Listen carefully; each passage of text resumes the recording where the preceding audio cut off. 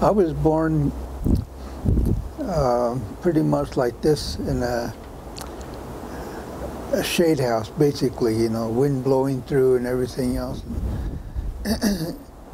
In October, when it was really cool, born in the traditional Navajo way, where my mother was clinging onto a strap from the ceiling of a the shade house. And a medicine man was there singing and trying to encourage me out, and he succeeded because I'm here. And I was born during the time of the Great War, you know, the Second World War. My dad was already in the service, and he didn't get to see me until 4.5 years later, when he returned back from the service. I grew up not far from here on Indian School Road. I went to the Albuquerque Indian School.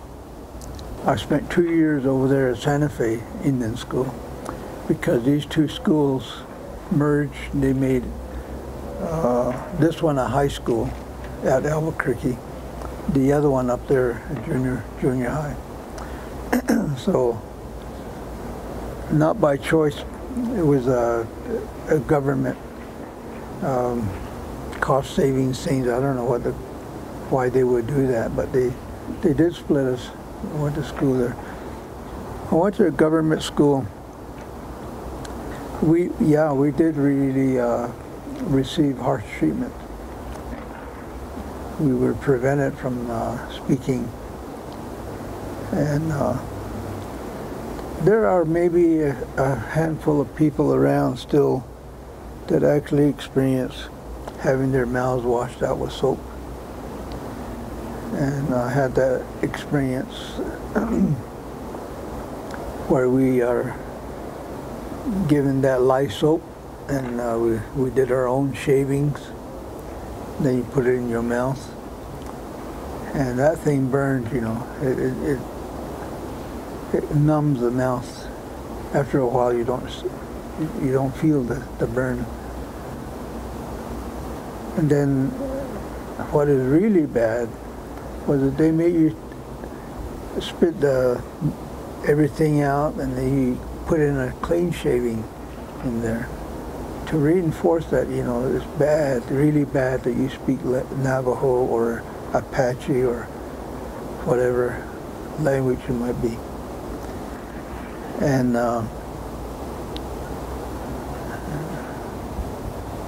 it really took its toll, I think. You know, those that succumbed to it went home, and they did a better job than the federal government did in preventing speech among the children. That was the harsh part.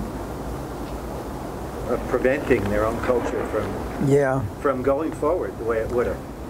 Those that graduated from the boarding schools went back, having been psychologically conditioned against their own language and their own culture, were the best, you know, that could carry out that mission, you know, that the government failed to do. They did it much more easier because they're natives and they were teaching their own children. The way we dealt with ours here in Albuquerque, before the freeway went in, there used to be a track field underneath the freeway. Are you familiar with that?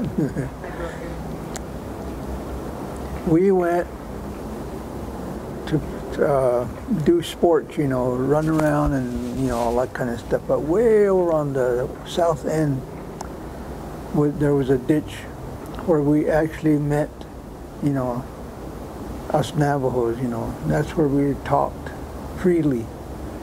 And so anytime there was a chance, we did speak our language.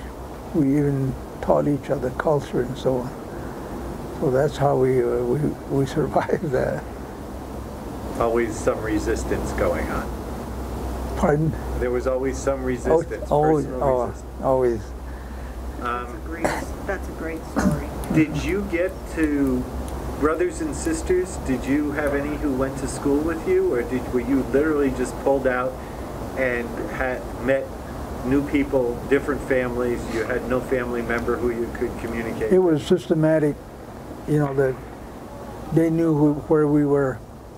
My brother kept evading capture for I think like 3 years, and then finally they tricked him into coming out.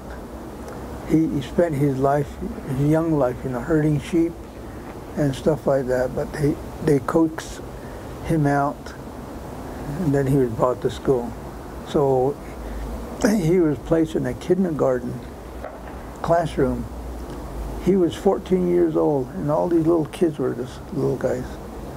So he had his own trauma experiences, being subjected to sitting with kindergarten children. Anyway. How awful. Thanks for doing that. Thanks for answering those. Thank you very much.